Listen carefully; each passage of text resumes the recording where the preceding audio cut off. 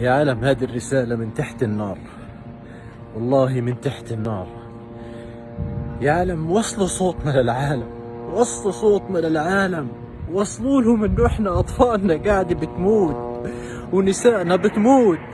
احنا مش خايفين، والله ما احنا خايفين. هي القصف ورانا، لكن يشهد علي الله انها دموع خذلان. يا أمة يا أمة، يا الله يا الله. يا عالم، يا عالم وصلوا صوتنا للعالم. يا عالم احنا بنموت، اقسم بالله نباد، اقسم بالله نباد. يشهد الله انها ما هي دموع خوف، والله انها دموع خذلان من هذه الامة الضعيفة، الامة الميتة. حسبنا الله ونعم الوكيل، حسبنا الله ونعم الوكيل عليكم. والله ما احنا مسامحينكم، والله ما احنا مسامحينكم، والله ما احنا مسامحينكم. حسبنا الله ونعم الوكيل، حسبنا الله ونعم الوكيل. لا إله إلا الله، لا إله إلا الله.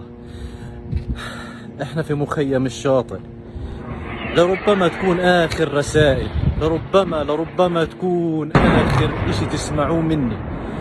اللي بحب أحكيه وصلوا صوتنا ولو مرة لهذه الأمة. لا إله إلا الله، لا إله إلا الله، لا إله إلا الله، لا إله إلا الله.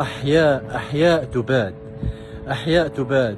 ليل نهار هذا حالنا، ليل نهار هذا حالنا. عائلات بأكملها تحت الإنقاذ، أطفال، رجال، نساء، كل ما تتخيل كله تحت الخطر. ما في منطقة آمنة في غزة. اللي بيحكي لك غير هذا الكلام بيكون بيصبر فيك وبيكذب عليك.